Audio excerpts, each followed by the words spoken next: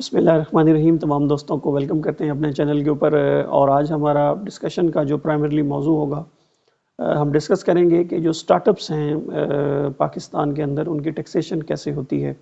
और इस वीडियो की अगर हम आउटलाइन की बात करें तो हम सिंपली देखेंगे कि स्टार्टअप से मुराद क्या है, स्टार्टअप्स के लिए क्या कंडीशंस हैं। अगर कोई भी बिज़नेस जो है इन स्टार्टअप्स की कंडीशंस को जो फिलफिल करता है तो उसको पाकिस्तान के अंदर रहते हुए इनकम टैक्स ऑर्डिनेंस के अंदर कौन कौन सी जो हैं वो कंसेशंस जो हैं वो अवेलेबल हैं। Before getting to the technical discussion, अगर आपने हमारा यूट्यूब का चैनल सब्सक्राइब नहीं किया तो आपसे हम रिक्वेस्ट करेंगे कि उसको आप सब्सक्राइब करें। और इसके अलावा अगर आप इसी तरह की इंफॉर्मेटिव कंटेंट जो है वो इनकम टैक्स ऑर्डिनेंस या सेल्स टैक्स या टैक्सेशंस जो है ओवरऑल पाकिस्तान के अंदर या कॉर्पोरेट के हवाले से चाह रहे हैं, तो आप हमारा यूट्यूब का चैनल के अलावा आप हमारा व्हाट्सएप का जो ग्रुप है आप उसको भी ज्वाइन कर सकते हैं। और इसके अलावा आप हमें फेसबुक के ऊपर भी फॉलो कर सकते हैं। अब बात करते हैं कि इनकम टैक्स ऑर्डिनेंस के अंदर जो इस वक्त गिवन है 62A सब सेक्शन 2 के अंदर एक डेफिनेशन है स्टार्टअप के हवाले से। ये स्टार्टअप की जो डेफिनेशन है ये बेसिकली एक ओवरऑल जो डोमेन है उसको डिफ़ाइन करती है कि अगर ये 5 शराइत वहाँ पे जो दी गई हैं, अगर एक बिज़नेस वो कंप्लीट कर रहा है, वो पूरी कर रहा है, तो ऐसे बिज़नेस को हम स्टार्टअप बिज़नेस कहेंगे।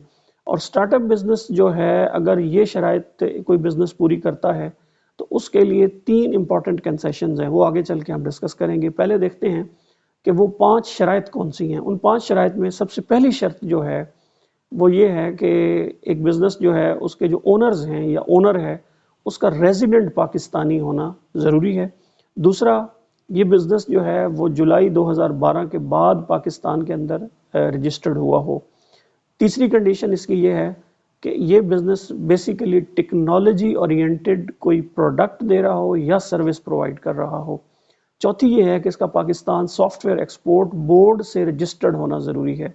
और पांचवी और सबसे क्रिटिकल कंडीशन ये है कि पिछले 5 सालों में उसका जो टर्नओवर है वो 100 मिलियन को जो है वो क्रॉस जो है उसने ना किया हो। 5 सालों से मुराद अगर एक बिज़नेस को कम साल हुए हैं, 3 साल हुए हैं, 2 साल हुए हैं, तो पिछले सालों में और मैक्सिमम 5 सालों में उसने किसी साल में भी अगर 100 मिलियन का थ्रेशोल्ड क्रॉस नहीं किया तो ऐसे बिज़नेस को हम कहेंगे कि ये एक स्टार्टअप बिज़नेस है। अब ये तय हो गया कि स्टार्टअप बिज़नेस क्या है। अब बात कर लेते हैं कि 3 कौन सी कंसेशंस अवेलेबल हैं।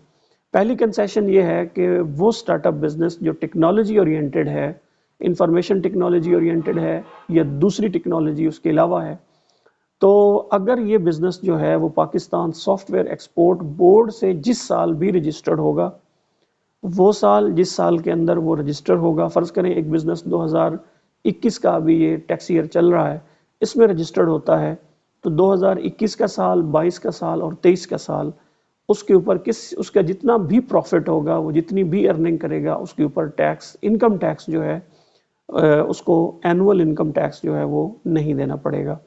दूसरी शर्त उसके लिए ये है कि अगर वो उसका टर्नओवर पिछले 5 सालों में 100 मिलियन से कम है या पिछले जितने सालों से वो इनकॉर्पोरेटेड है 100 मिलियन से नीचे है, तो जितनी भी पेमेंट्स उसको मिलेंगी उसके ऊपर विद होल्डिंग जो है वो नहीं होगी। 153 की जो विद होल्डिंग है वो ऐसे बिज़नेस के ऊपर जो है वो लागू नहीं होगी। और तीसरा फ़ायदा जो सबसे बड़ा उसको होगा वो ये है कि उसके ऊपर किसी किस्म का जो मिनिमम टैक्स है, जिसे टर्नओवर टैक्स भी हम कहते हैं, अगर वो 62A के अंदर दी गई तमाम कंडीशंस को फिलफिल कर रहा है तो उसके ऊपर किसी किस्म का भी जो मिनिमम टैक्स है वो लागू नहीं होगा।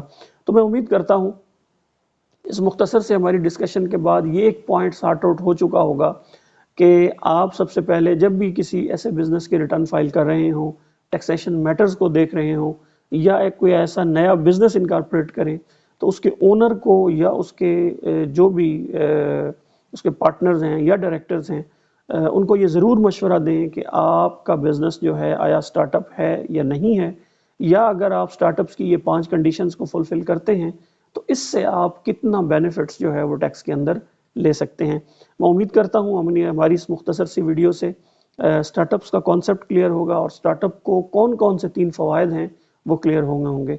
اور اگر آپ کو یہ ویڈیو پسند آتی ہے تو اس کو زیادہ زیادہ شیئر کیجئے، لائک کیجئے، اور اگر آپ کا کوئی سوال ہے تو ہمیں کمنٹ باکس میں ضرور لکھیے۔ آپ کا اور آپ کے وقت کا بہت بہت شکریہ۔